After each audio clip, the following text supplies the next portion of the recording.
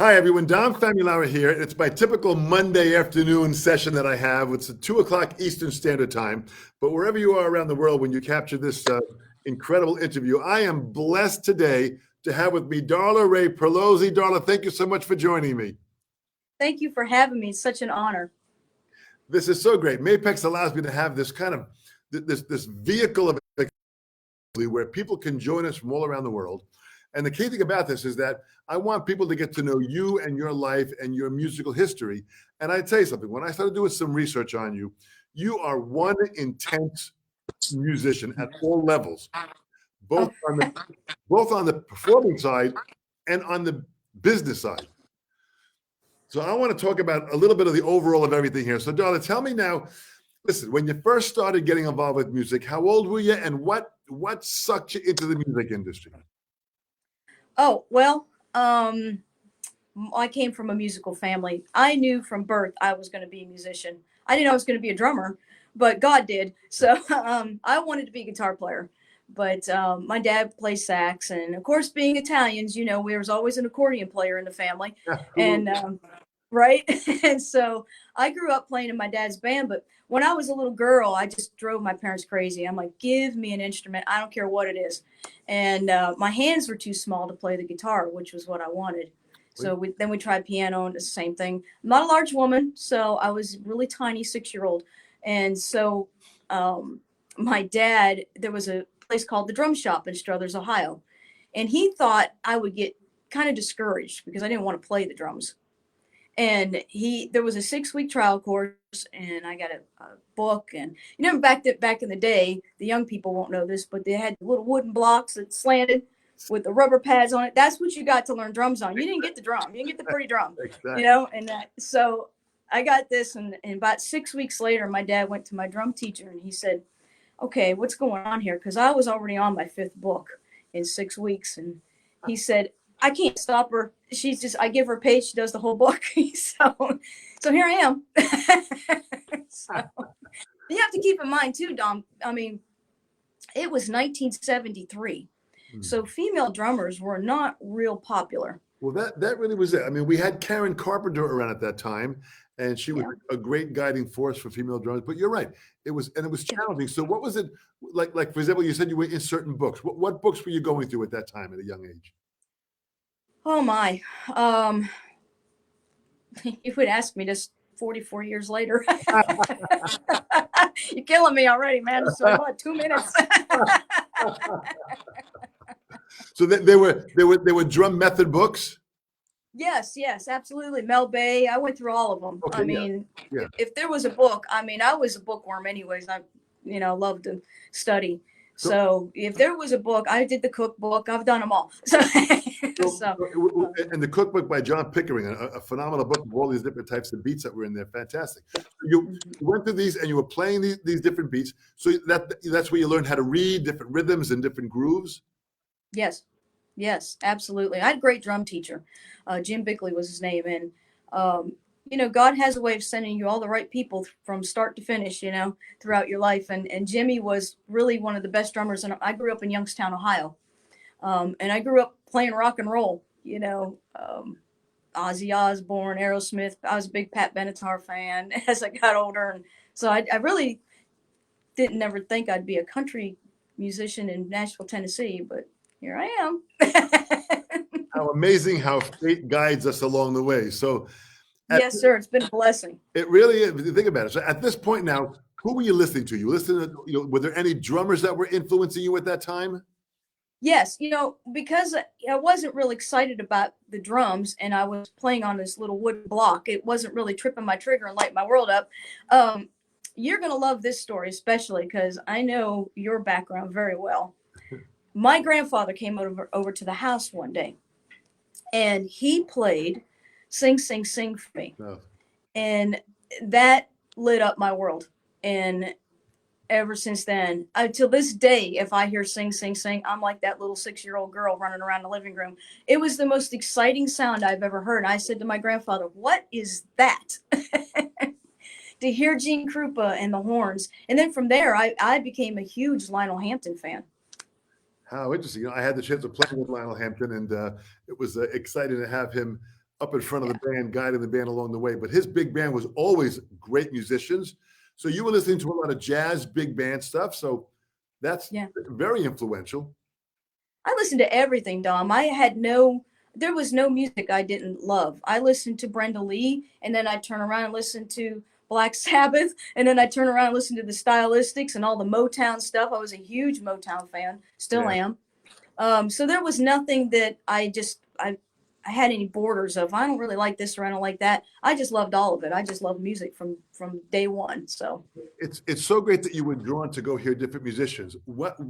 About how old were you when you heard and met up with Buddy Rich? oh wow, what an experience. I would say I was about 19 or 20 years old. He came to my hometown Uh-huh. and the drum shop where I was taking lessons. And this was in They Ohio. were having, yes, sir. Yep. What Struthers, Ohio. was the name of the drum shop? That was it, the drum shop. And, what That's the part of name of the Ohio was store. that in? Oh, what's that? What part of Ohio was that in? We're in Northeast Ohio. We're sandwiched right between Cleveland and Pittsburgh. Okay, interesting. Yeah. But Buddy came in and I got to sit like, here was my seat. And right there was Buddy Rich. And I could see all of his amazing hi-hat work. And they said, well, you can go on the bus and meet Buddy. And I was so afraid of him. It's like, so I was standing outside of the bus. Never been on a bus in my life. And I thought, man, how many people are going to get this opportunity in life? And we went up there and he was sitting there with his towel around his neck like he does after the show. And I just started just rambling. I'm a huge fan, Mr. Rich, like a stupid, giddy 19-year-old girl, and he was so sweet to me, and just like, come on over here and get a picture with me. And that picture has stayed with me for forever. It wasn't long after he passed away, honestly. I think maybe about a year or two after that. So he died in 1987. So when you think about it, you had the chance of hearing and being influenced by some great, great drummers. But this is a real testimony to yourself to seek out these players and go and learn from them. Yes, you have to. I mean, you can't just, and I'm not saying this to you, I'm saying to younger musicians, you can't put yourself in a box because you don't know when you're going to get a call to stand up to the plate. You want that experience and that knowledge behind you to step through that door when the opportunity knocks. Because if you don't, there'll be 5,000 others that will. Well said. And I hope that is heard by everybody. And, we have several people that are joining us now. We've got Jeff Towers from Canada. He's here in the house with us. Thanks so much. He's also another Mapex artist that at some point I'm going to have Jeff on here too. We've got Arthur Arthur is from Ufa, Russia. We've got, look at this here, man. Let me pop these up here. You got this. Look at this here. This is Julie Rengifo. Greetings from Colombia. Wow. So we've got people from all over the place. Nina is hi from Brazil. Nina Parra, who's a phenomenal drummer down in Brazil. We've got Josh Thomas is here. John Owens from North Carolina. My gosh, Carlos Gutzman from Miami area. So you've got tons of people that have joined us here, and that's a great. You're making me nervous now, Don. That's a great point that you bring up in the fact that listening to and being influenced to as many different players is what's going to give you more resources. So when you get called for any kind of a gig, you are prepared. Yes, sir. And you can't develop your own style without studying other people's style. All of that becomes like a smorgasbord together, and it develops you. The longer you play as a musician, the more experience you get. Sometimes I'll sit down and I'll play something and I don't even know where it came from. And then I think, well, I listened to that 20 years ago on something, and it's all in there after a while. And it's really healthy to just step out of those boxes that we are sometimes afraid to because they're not in our comfort zones. But it's so important to do that, and grow as a better player. Boy, this is great advice. And to really, the desire to step out of your own personal comfort zone, that is huge. Yeah. That's really huge. So then you ended up studying music composition, orchestration, arrangement. When did that all happen? That happened in high school. I had already been about 10 years into my drum lessons, and I started hearing like complete songs in my head, like horns and just original songs. And I said to my dad, I said, you know, I'd really like to learn to play the piano. And he said, oh, great. Now I got to buy another instrument. I got all these drums. And so my dad went out and got me a piano, and then I started studying, and I went to the D'Angelo School of Music, and I just kept going from there. My first song I wrote was actually a song for the Muscular Dystrophy Association for the kids. And you know, I was probably 17 years old, and I went and did this big production, made a video and all this stuff, you know, and when we raised money, we ended up on the Jerry Lewis Telethon with that song. So it was quite an honor. Unbelievable. But it was so great to be able to help people through your music for the first time, you know. Well, that's really the power of music. When you can lift people up that way and help them out, that's absolutely fantastic. So were there musicians that you were playing with at this time? Were you jamming with people in the area? Were you starting to put together your own band? What was happening at that time? Well, you know, I grew up in my dad's wedding band. That's what we played, was weddings. And I played in Youngstown, Ohio. Polkas were big. So I played in a lot of polka bands, which is great training. Yeah. You know, don't knock it till you do it. I'm telling you, you want to get tired on a drum kit, go play for a polka band. So as I started going further along, I ended up with a country music duo back home, and we started opening up for country music artists. Ironically, Mark Chestnut was one of them. Big and Rich, Neil McCoy. We just started hitting the tri-state area with that local band and being the opening act for all those country music artists. Les, did you know at that time, meeting those guys in your hometown as an opening act, that they would have a major part in your career later on? So well, this is great. So when did you make the move from Ohio to Nashville? I was 30 years old. Okay. It was September of 1997. So now, when did the Lynn happen? When did that happen? The daughters of Loretta Lynn. When did that happen? Did that happen earlier than that? No. That happened about 4 months after I moved to Nashville. This is a funny story if you want to hear it. Yeah. So, I'm full of funny stories. How much time do we have? We got all day. Don't worry about it. Okay, great. So I moved to Nashville, never been away from home, close-knit Italian family, and it's overwhelming. I mean, scary. I don't know my way around at all. And I get a call from a friend of mine, Jimmy Collins, that I had met randomly in the past. And we just kept in touch. He said, my wife is auditioning for a drummer. Would you like to come audition? If nothing else, you can just learn how it works here. I said, boy, that'd be great. You know, I don't know nothing. I'm so green. It's not funny. So I get the songs the night before the audition. I said, well, when is the audition? He said, 10 a.m. tomorrow morning. I'm like, well, that's not a lot of time. So I have a drum kit, but I'm in an apartment, so I can't practice. So I'm learning this stuff on my lap all night long, just, you know, never played the songs till I got into the audition. Well, I get there, and like I said, I'm maybe 4 months into Nashville. Back then we had what was called cattle calls. So I walk in, and there's like 200 and some drummers and me. So this like, I'm an only girl. You know, I'm only 5'1", so nobody's going to take me serious anyway. So, you know, I walk in there, and the guy comes out, and he says, honey, the piano and the fiddle auditions are down the hall. You're in the wrong spot, sweetheart. I said, I don't think so. I said, I think this is where I'm supposed to be. So, so they find out that I was actually invited to this audition. And so I started getting heckled left and right. Little girl gonna play drums? So I said, yes, I am. I don't know how I'm going to do this, but so I go in there, and I start playing, and Peggy and Patsy just start running around the room. And keep in mind, I didn't know that Peggy and Patsy, when I got the CD, that I was auditioning for them, Loretta Lynn's daughters. I thought, he said, oh, my wife's looking for a drummer. Okay, go in there. And so I ended up not getting the gig originally because the management and the record label thought it would, you know, being a girl sitting on the drums, that it might get confused that I was one of the Lynns, which I respected. I could understand that. So a few weeks went by. I got a call from Peggy, and they swapped out drummers. And the story gets more intense from there, but I'll spare you all of that. It wasn't a simple road. But I went on to be their road manager and band leader, and they taught me so much about the business. It was such a blessing. So did that open doors to other things? I mean, I can just imagine that you started meeting more people now being in Nashville.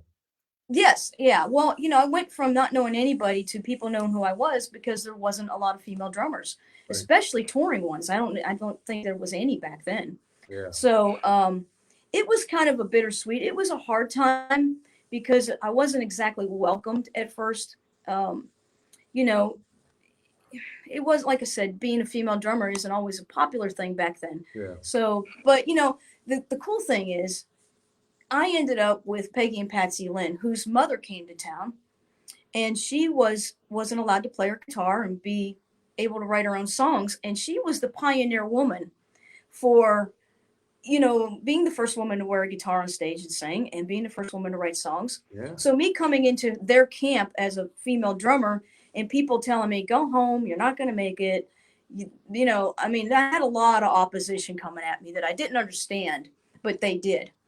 And so, I mean, I'm not a feminist or anything like that. And I don't use the whole female drummer thing as an excuse. If I don't get a gig, I want it because I wasn't good enough. I could fix that. I could go back and I can get inspired by better musicians and drummers, Yeah. But the reality is that it's there, years later. I'm hoping that maybe that has changed through the years. I think it has. I see a lot of young girls coming up playing drums now that you never saw before. So the Loretta Lynn thing was kind of ironic how that worked out, But I think a part of why it has opened up dramatically for women, girls on drums is actually I got Joel Jr. just put this up here. Check it out on Instagram, Girls on Drums Festival. Check out on Instagram. And there's an entire, thank you, Joel. There's an entire list of fields. But I really believe because of players like yourself in the 70s and 80s, females playing music is what has opened the door now to all these phenomenal, women that are out there playing now. It's just incredible to see the growth of some great female drummers. This is incredible. Yes, absolutely. It's funny to see too when you go to the high school football games and you see all the girls on the drum line now. I was the only one back then, and boy, I used to get all beat up. The guys, remember back in the day, Dom, they had those real fat drumsticks that you had to use in the marching band. Yeah. They used to beat the crap out of me with those things. I come home all black and blue. My dad's like, "Why are you so black and blue?" But now I go to the games. I'm like, look at all the girl drummers on the drum line. Well, it's amazing to see how it has grown tremendously. Yeah. Now, so you're in Nashville and you're doing that. So when did you get assigned to Asylum Records? Well, that was a few years. That was 7 years after I moved to Nashville. Oh. Ironic, because everybody told me it's a 7-year town, and they weren't lying. So but I had started playing with other artists, and then in between that time, I was playing Broadway, which is where everybody goes to play music, and having such a good time learning so much about the industry and the opportunity to play with such great musicians here. And so I felt like I was really starting to find my groove a little bit as a drummer in Nashville. And one day, some girls came along. They were getting a record deal on Asylum Records, but they needed a drummer. And so they came out to watch me play, and the rest is history on that. We ended up signing with Buddy Lee and starting a tour of the world, and we had some songs out. We were actually top 10 artists on GAC and CMT at the time. So Geez, that's fantastic. Fantastic. So now you're in Nashville. Now you're really kind of using the resources that Nashville has. You're meeting musicians, you're playing shows. Yeah. So that you started traveling with that when you were on Asylum Records. Well, yeah, I had toured before that. It's just when you actually become an artist, it changes things in your responsibilities. You're more tired because now you're having to do more meet and greets, television, radio appearances, and then you're doing your show. And it was a very busy 4 years. Really cool to be able to follow your dreams, though. When I was a little girl, that's all I dreamt about was signing a record deal. I never dreamt about getting married or anything. I wanted my record deal. So the day that happened, it was like a dream come true. I mean, how many people get to do that in life, Especially when they said, Darla, nobody's going to sign a female drummer in Nashville, Tennessee to a record deal. Here I am. You really broke the mold. Talk about jumping out of your comfort zone. That really was fantastic. So now you're starting to play. Let's go back for a while. Who were the drummers that really influenced you? If you could name me 5 drummers that you listen to that are alive or dead that influenced you to create your sound, who would you say? Well, I already named the 2, Gene Krupa. I've always loved Steve Gadd's drumming. Nice. I mean, he's so musical. He could take anything and make the drums just so musical in my book. I just love his drumming. Vinny, of course, Dean. I love Dean's drumming. Yeah. Um, I think those would be my top notch ones that I listen to the most. I think they just I think it's because they're so musical as a drummer. Well, listen, these are all great, great players. When you talk about someone like Steve Gadd, who is still actively doing it and still tremendous. I talk to Steve, every few weeks or so, and he's just still driving straight ahead. And even during this pandemic, he's still out there playing and doing online stuff. So he's still influencing many of us along the journey. So here you are now. You're in Nashville. You're doing this here. So when did the traveling come? You had said you traveled before, because you traveled throughout Europe to Switzerland, and Italy, and Paris, and Greece, and Japan, and Norway. I mean, you really got around the globe.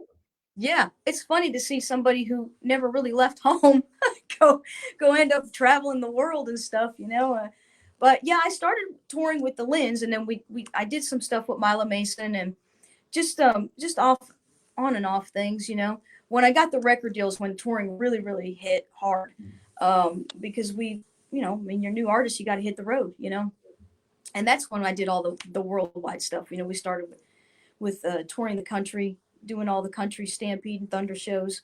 We ended up doing the Paris, Switzerland, Greece, Italy, Norway, Japan. Gosh, I can't even remember some of the countries I've been. Oh, I actually played for the King of Morocco, but that wasn't with the record deal. That was way before that, but that was cool. Now, listen, a little girl from Ohio playing drums and then playing for the King of Morocco. I mean, this is some serious. I want everyone to kind of understand the fact that these things happen when you follow your passion and when you're willing to work your tail off. Yes, sir. That's exactly it. You have to work your butt off. You do. And you have to not allow fear to stop you from going to places. Right. The Lord makes a way for everything. When I look back on my life and I think, wow, I mean, it wasn't me that did it. He carried me through the whole thing. Boy, it's pretty powerful when you think about it. So this is now 2007. What happened? The gold record, you were co-written of the song "Loud." What happened with that? That was Big and Rich. How'd that all come about? Well, I had co-wrote the song actually for the group that I was in. They turned it down, and I was fine with that. Somehow, John Rich heard it. I was actually in Italy at the time when this was going on. Gretchen Wilson was going to cut Loud, and John Big and Rich was going to cut it. And at the time, nobody got cuts outside of the Music Mafia because they didn't need to, because they were all writing hit songs on their own. So I got a call from my husband when I was in Italy. He said, "You're not going to believe what's going on over here." And so he tells me, that Gretchen wants the song and Big and Rich wants the song. And I'm sitting there thinking, what? So I need to leave the country more often,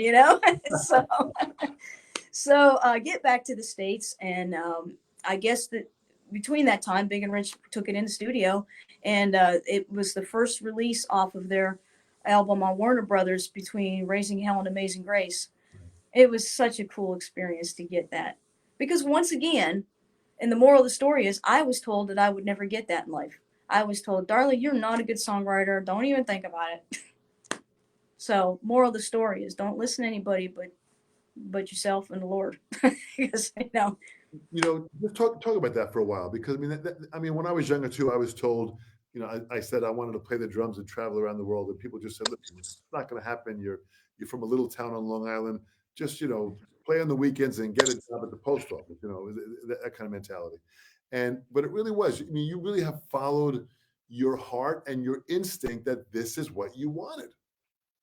Yes, it's a passion, and if it's a passion inside of you to do something, it's important you follow that, because that's your calling in life. That's your destiny, and nobody has a right to take that from you or tell you that you can't achieve it. You have to stand your ground, unfortunately, and muddle through it. But the important thing too is, I wouldn't trade any of those bad things or any of those battles I had. So each of those developed qualities in you that made you stronger and that have allowed you to pursue moving forward. Yes, sir. Yep. That really is the lesson right there. That these Yeah. obstacles that come up in life and whatever the challenges are, that's Mhm. part of the ingredient that gives us the experience to make us stronger to continue. And it makes you a better musician. You know, it kind of makes you play something in your soul differently. If that makes any sense. It sure does, man. So Mhm. I mean, here you are. You're still. I mean, you're in your studio now. You're still actively playing and performing. What are some of the challenges now that this pandemic has caused? I mean, there's no touring. So you're recording in the studio. Fill me in. What's going on? Well, we did about 130 tour dates last year with Mark Chestnut. We were really busy. We've done 3 this year. Most of our dates have moved to 2021. Um, but I have that mentality, as I'm sure you figured out by now. I'm kind of an overcomer. I don't let things stand in my way. I'll figure out new ways of doing things. I bought this recording studio in September of last year. Hmm. I opened it in December and had to close it in March because of the pandemic. But at the end of the day, everything will work out for something. And what the cool thing about all this is people have been able to come to Nashville, record in a studio with the top musicians, have a safe place to record where they're getting a good, honest product, that's radio ready. And it's blessing people here. And that's what I love about this. I'm at a stage in my career right now after all the other stuff where I can give back to some of the younger people coming in or enable somebody's dreams that didn't have it before. And that's what the studio's doing right now. We're actually going to start live streaming out of here. We're putting a system in within a few weeks, I hope. But we're going to actually do like a live from Nashville, Tennessee show with some country music artists to try to fill the gap of the world without music right now.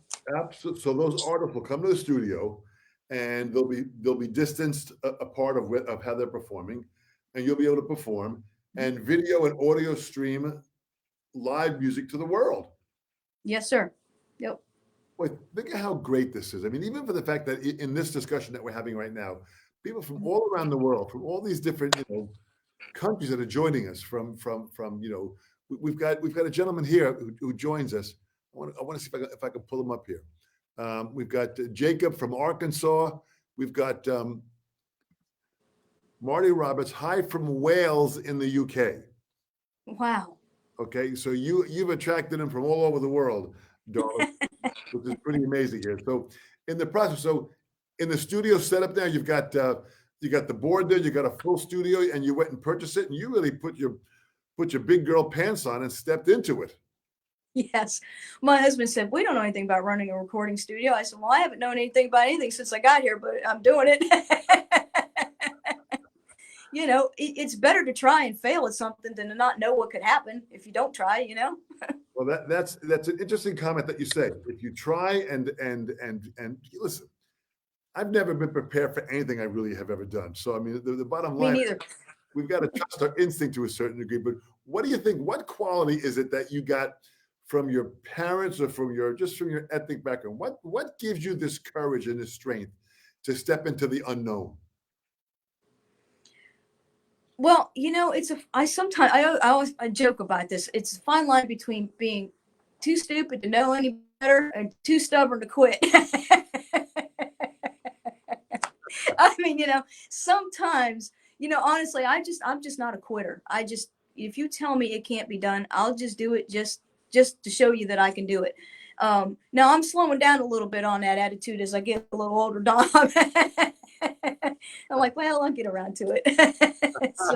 But I think it's just it's a persistent attitude. It's I'm an overcomer of circumstances, and I think that's very important in this industry because it's a very hard industry, and you can't be weak in it. You have to overcome anything that's thrown at you, Yeah. and you have to do it quickly. Well, that's part of being fast on your feet and being able to have that level of flexibility and that level of drive. I mean, that drive that you have, what motivates you? Well, right now I'm thinking of Italian food up there that you've got that I don't, so that's pretty good motivation. We'll I make think that what motivates, excuse me, but I think what motivates me is just that I have a passion to not succeed for material things in life. I don't really care about money, and what I drive or things like that. I think it's a success that, you know, I want to meet my maker one day and he goes, you know what, I gave you all this and you did well with it. You didn't waste it. You helped others. I think that's what drives me more than anything is I want to prove to people that they can follow their dreams even when they're the underdog. And I think that's what it is more than anything about me. Well, it's an amazing story that you have. I mean, you know, from coming from a musical family, which is always a help playing music and being able to have that from Ohio and then working yourself to Nashville. And how did you meet your husband? That's a funny story. I swear, if anybody ever said I would have been married to him, I would think they were smoking crack or something. So, I met Timmy. I went in. Well, the Lynn's gig had ended many years ago, and you know, gigs ended. Nobody told me that in Nashville, so it was a bad surprise. So I started working the Broadway scene, and I pulled up, and I didn't know what I was doing. And you know, in Nashville, you have to pull up, leave your car, hurry up, leave your gear in the front door, go get a parking space, and hurry up and get back and hope your gear's still there. It's very stressful. So I left my gear, came into Tootsie's, and Timmy was coming off the stage as a drummer, and apparently I put my stuff in his way. So he didn't appreciate it. And so we got into this big fight. So he said, who are you anyway? So being the Youngstown girl still from Ohio, I said, I'm the girl that's going to take all your gigs in a week. And so I did. And so one day I'm down there playing the stage and he shows up and I said, oh, Lord, what are you doing here? And he said, well, I'm here to play bass guitar. And I said, well, I hope you play it better than you do the drums. And so we went at it like this nonstop, and people started putting us on the gigs together because we were that's how we talk to one another. And it'll be 15 years in March and we're still going. Oh, that's hysterical. And is he still playing bass? He's playing bass for Mark. He used to play drums for Mark Chestnut. And so now he's on bass and he sets up my drums. Oh, See how I did that?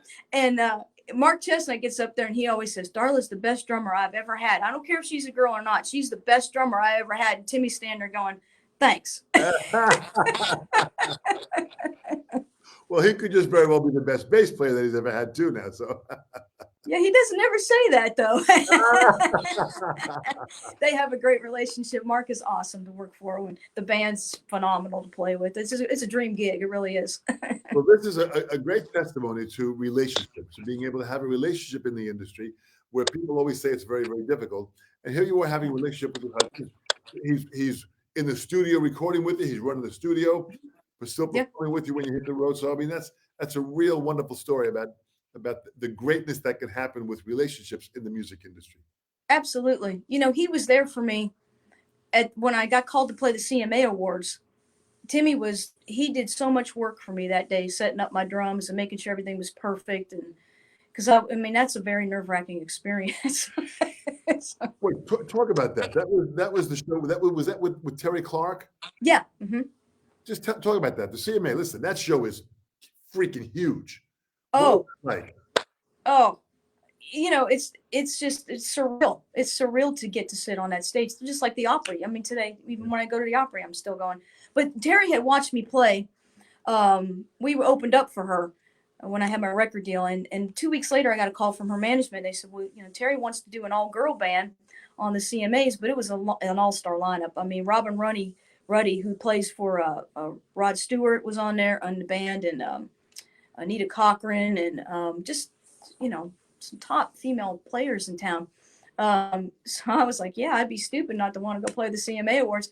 Well, you don't realize really what you're getting into. So, you know, it's very, it's the coolest and longest and scariest 3.5 minutes of your life, right?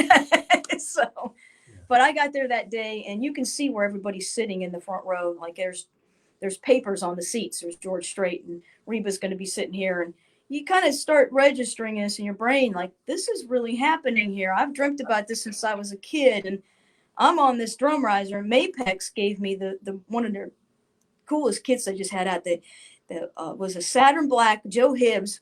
he said, man, I really want you to play this kid on the CMAs. And I said, well, all right. And it had the real big sparkles in it. Yeah, Do you remember that kid? I sure do. That was new then. And he said, it's going to just shine when the lights are on there. So I go to hair and wardrobe and makeup. I get ready for the show. I'm starting to feel a little nervous now. The big people are coming in. I mean, everybody who's somebody in the business is here, and you're right next to them, and you're going, oh boy, this is starting to get lively, And so it was time for us to go on, and I had a wardrobe malfunction. We won't go into that, but I could have been really popular.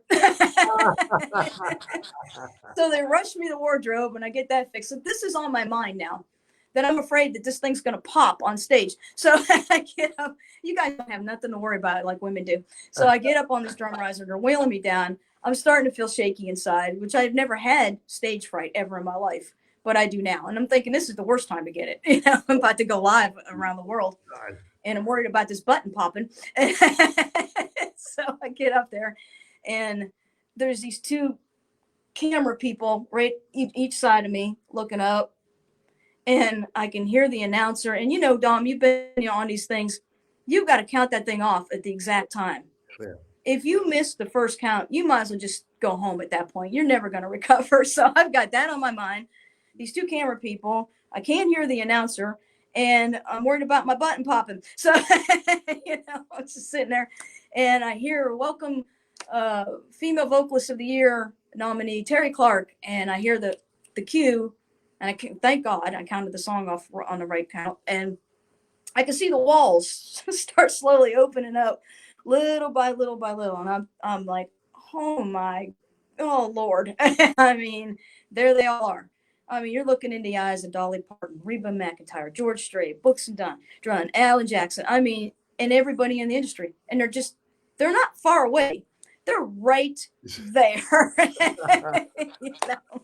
Funny story about this is they said, look, we want you girls to ham it up. We want you to be real showy and just really get into it. So I play the song. My friend Bob DePiro, do you know Bobby? I have heard of Bobby's name before. I've met him. Yeah. A hit songwriter. Yeah. He's from Youngstown, Ohio. I'm like his daughter coming up on the scene now. He's all proud of me. He's in the audience. So I hit the last note, and I just slammed the cymbal really hard. And Bobby stood up, and he was pointing at me. So I stood up and pointed back at him, and I twirled my sticks, which I never do.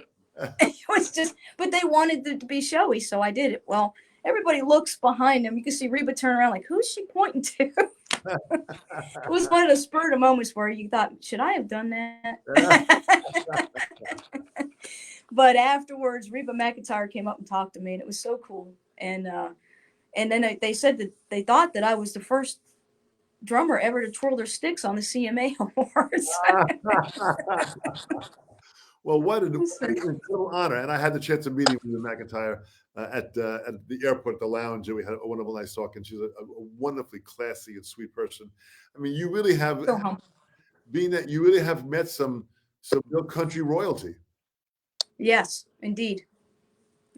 Right from the time I stepped foot in this town, hanging out with Loretta Lynn and hearing her stories about her and Patsy Cline. And I've definitely gotten to meet a lot of people. Got to meet Huey Lewis.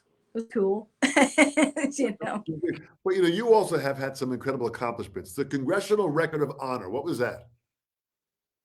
That was actually for the volunteer work I was doing for the MDA Association when I wrote the song for them. Yeah. I had that from that. So it's quite an honor.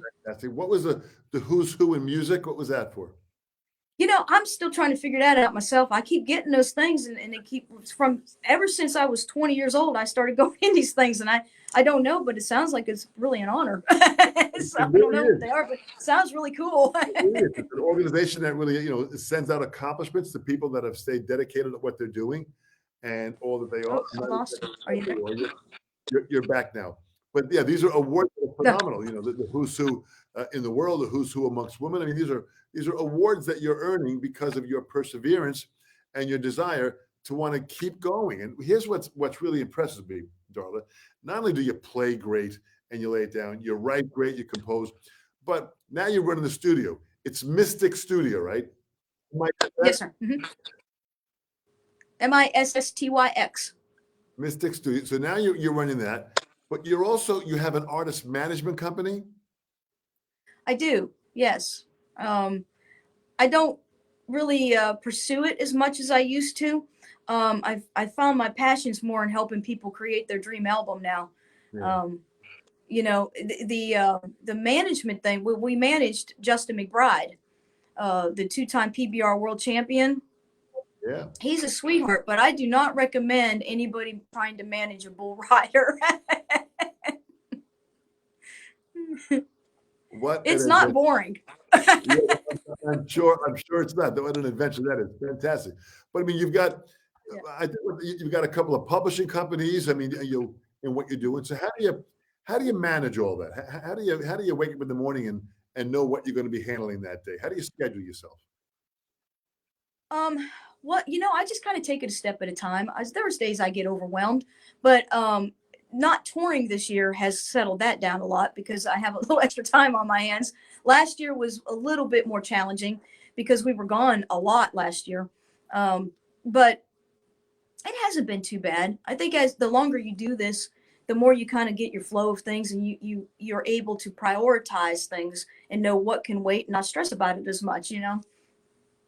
Fantastic. Absolutely fantastic. So you balance it where, listen, I always say there's sides of us. There's the artistic side that we have to keep our craft at a certain level where it is. There's the Yeah. business side that we have to balance all this. And then there's the personal side.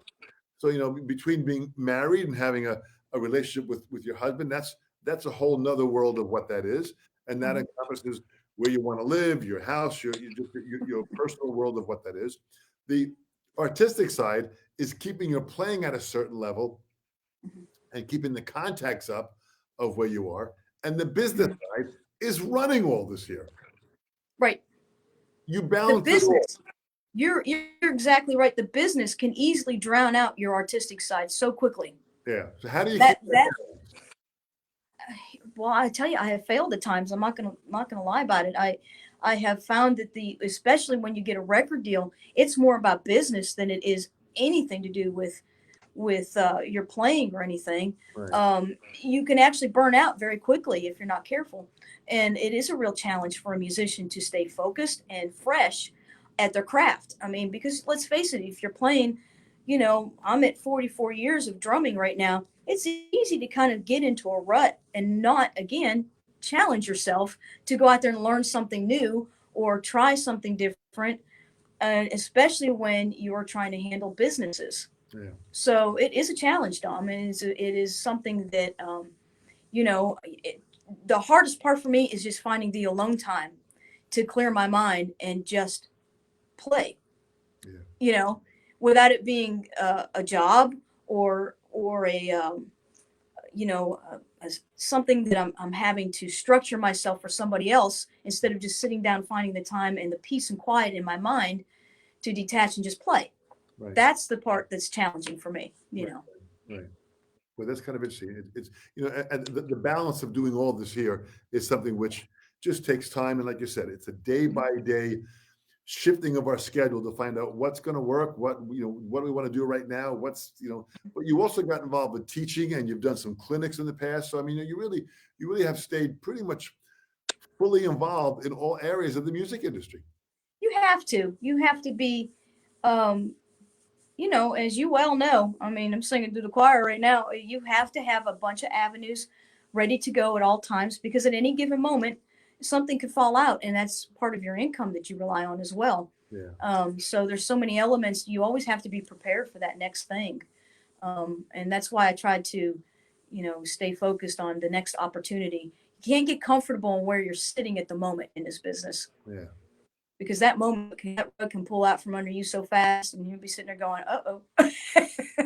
But that's a great point about what you mentioned before about comfort zones. About you got to really kind of be able to have as I call multiple income streams, where you're Right. doing several different things. So if something slows down, something else is picking up, and you can find that balance Mhm.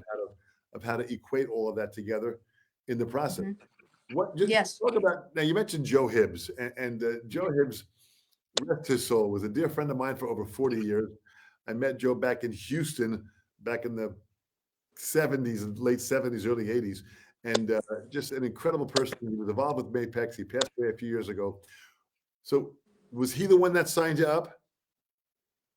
No, no, it was Jeff. Jeff Mulvihill. Oh, fantastic. I think Jeff signed me. It's been 16 years now, so I'm not quite sure what happened there. Actually, you remember Scotty Hawkins? I sure do, yeah. Scotty was in the studio one day, and he invited me over. And I went in, and Mapex was there, and Scotty said, "You need to pay attention to this girl. You need to sign her." And, look at me, I don't look like a drummer, So, they're like, Scotty, what you been smoking today? And so they watched me play, and they signed me the next week. And then I met Joe after that. And there was no female drummers, I don't think, on the roster then. Yeah, interesting. So I told you before, they had to dust me out of the corner of the warehouse down there to get me over here. But Joe and I quickly became friends. He was just such a sweetheart. He had that gruff exterior, but you knew he was just a big sweetheart underneath it all. Oh, and he called me over one day. He says, "Come here, I need you at the warehouse." So I go up there, and then Joe, you get in there, and he's like, "What are you doing here?" I said, "You called me over here. You're taking me to lunch." But he says, "I got something to show you." And so he opens it up, the Mapex catalog up, and there I am in it. Unbelievable. Wow, what a dream come true. I'm in a Mapex, and I'm right next to Liberty DeVito. Oh, man. Wow. How cool of an honor was that in life? And then they gave me a full page ad on one of their, I was in one of Mapex ads. And so Joe, and then he called me over randomly. He said, "Hey, I got the snare drum. You can have it." I still have all his snare drums he gave me. I will never part with them. What an amazing guy he was. But he really had an eye for talent, Joe. He really had an eye for bringing people in that he knew could not only help market the brand, but were good players and good influencers, which you have and continue to be, which is absolutely incredible. Thank you. Now, talk about the drums that you have behind you. Is that at the Saturn kit? Yeah, this is the Saturn. And that's part of what you've taken on tour with Mark Chestnut, right? Well, this was on tour with Mark Chestnut. I took it off the road. It was getting some scratches on it, and I don't like that. So we put it up in the studio, and it sounds so good in the studio. I don't think I'll ever take it back out on the road again. I still have I have the Mangoes. Remember the Mangoes that came out? Yeah, sure. That is my favorite all-time ever drum kit from Mapex. I mean, I just got that one kit that I think just has that sweet spot in it, and I took those off the road because they were getting scratched. And but I'll never get rid of those drums. I've had so many people try to get them. I was like, dude. So I might put those in here one day. I don't know yet. I'm afraid to move anything because it sounds so good. That is so great. And the Saturn, I mean, I have two Saturn kits behind me in my studio. They just sound great. And just all the new snare drums that they're coming out with now it's just incredible. The research and the sound and great people like Jeff Mulvihill, like you had mentioned, and Mark Bennett. These are great drummers who understand the art form. They are articulate in how they understand the product. They're great players. And here we are in this family, and you are leading in the female range of what's happening. You really are an incredible all-around player and all-around business influencer. Thank you so much. That means a lot to me. Thank you. It really is incredible in what you've done. So talk about now with some people that I have here. First of all, I've got, look at this, Christopher Rogers, a huge fan of yours. Can you see that on the screen? Can you see that? I can't see this. I can't see the Christopher Rogers. You'll have to read it to me, Dom. Says Darla Rae Perlozzi is the best. Nina. Tell him it's text in the mail. Nina Perra from São Paulo, Brazil. Inspiring words. Thank you so much. Nina is another phenomenal female player that is just absolutely incredible. Jim Royal from Connecticut. Frank Perry from New York. Here's one from Dave Billings. Do you still play the Black Widow kit I saw in Ohio? I was very impressed with the sound of that kit. I think he might be referring to the White Widow kit that I had as the Black Widow snare drum. Oh, interesting. I think that might, am I correct in what he's asking? I That think might that have was been, the yeah, kit. absolutely, yeah. Yeah, I still use that snare drum was my favorite snare drum on the road. I do still use that snare drum. Yep. Boy, this is so great. Here's one from John Wilson, another top player. Hey, Dom, Darla, thanks for sharing your inspiring stories and sense of humor. They sense that sense of humor in you. Thank you, John, and you, Darla. I tell my husband I'm hilarious. Where do you think your humor came from? Where did your effervescence and your personality come from? I have no idea. I just, I don't. My parents are, I don't know. My dad's pretty funny. I think I probably took more after him. He's pretty funny, But we're a bunch of Italians, and like my uncles, they're all like something out of Goodfellas. They're all a bunch of storytellers. So I think I just absorbed all that,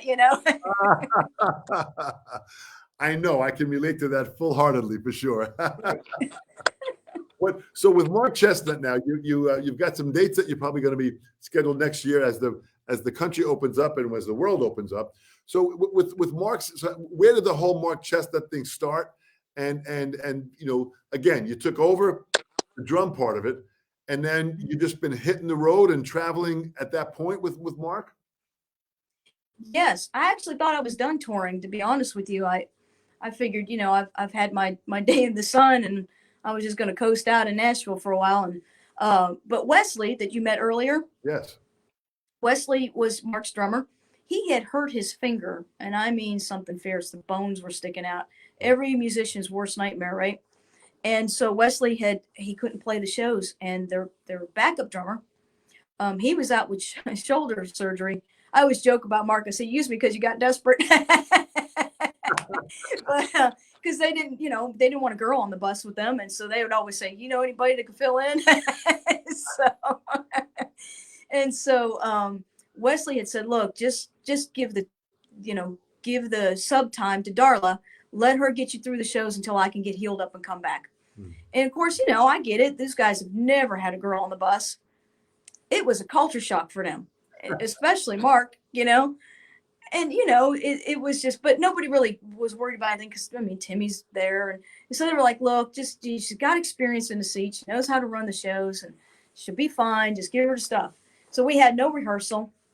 A Mark Chestnut show is not something you want to go cold on first time out. You should rehearse that show. I'm going to tell you from experience. Yeah. You should tell the band, show up for rehearsal, because it's 90 minutes nonstop. That is a tight band. It's been the tightest band in country music for 20 some years. And it's very intricate. My set list looked like a Chinese scroll. I mean, it had so many notes on there. But bar 12, 3, make sure you do the hit. It's like, but I got out there, and I could just see the guys when I got on the bus. They'd all be up there cutting up, and I walk up on the bus, and they'd be like, hello. So, but they got used to me after a while. But I just played the show, and then the second night I played the second show, and then Mark's management, Mark said, we'd like to keep you. We'd like for you to stay. And I said, well, we need to talk to Wesley, because that's not something I would do without his blessing. Yeah. And Wesley's like, yeah, go ahead. I'm happy. I've got a lot of healing to do here. So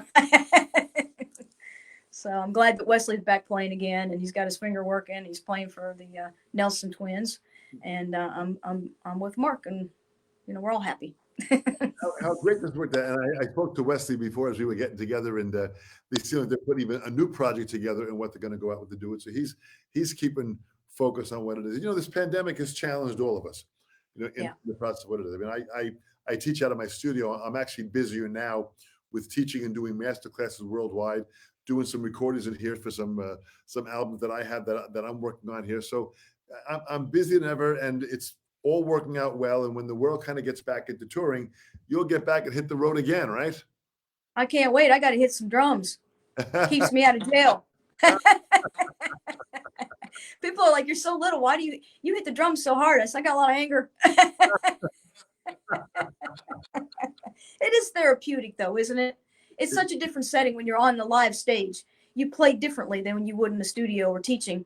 It's therapeutic. It feels good. It's just something that you leave the stage and go, ah, yeah, I felt that. I needed that, you know. It really is relieving mentally, physically, and spiritually at many levels, and Yeah. emotionally for sure.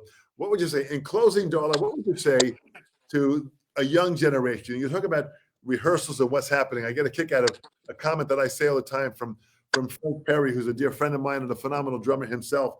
Rehearsal is for cowards. So when you went out there and did that, you did just that, man. You went out there and hit it hard and strong.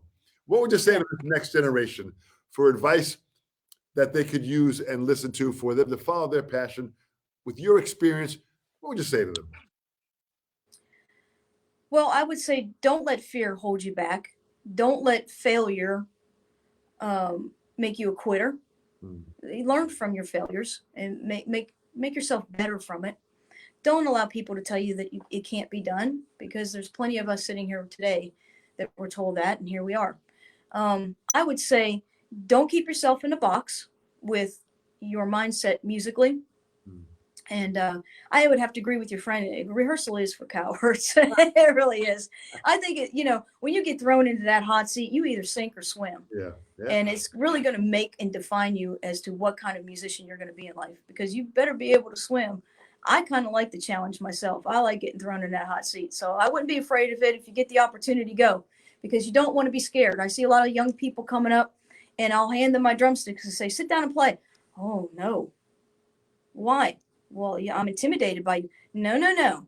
You don't get intimidated by anybody, because then you'll never find your own air under your wings to fly. You never will. You have to grab them sticks and you sit down. It's not about being better than somebody else. It's about being better than you were yesterday. That's the difference, because you don't know what the Lord's got in store for you. I'm breathing proof of it sitting right here, man.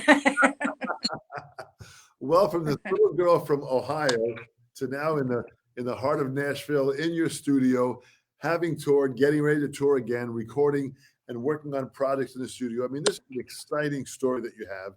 You're still doing it. You're still actively in the front, pushing this machine forward. So it's very exciting. I appreciate you having me today. I had so much fun. I knew you and I were going to have a good time. We're like the same people almost, except you're a dude. But I'm coming up there. We're going to have some hot peppers and oil and some Italian food. My new paisan. And I'm going to take some drum lessons off of you. And you're never going to get rid of me. I'd love it. You be prepared to eat like you haven't eaten before. New York style. Manja. You are never getting rid of me, Dom. You hang some Italian food around, I'll never leave. Darla, Nashville does not have good Italian food. You have been absolutely fantastic. Send my best to your husband and to Wesley and the whole team there. Good luck in the studio. Thank you so much on behalf of Mapex. You're moving the agenda forward. You're keeping it alive, and you are an incredible influencer in our art firm. So for that, I thank you so much. Thank you. God bless you all. And stay safe and healthy. Love you guys. All right. Bye.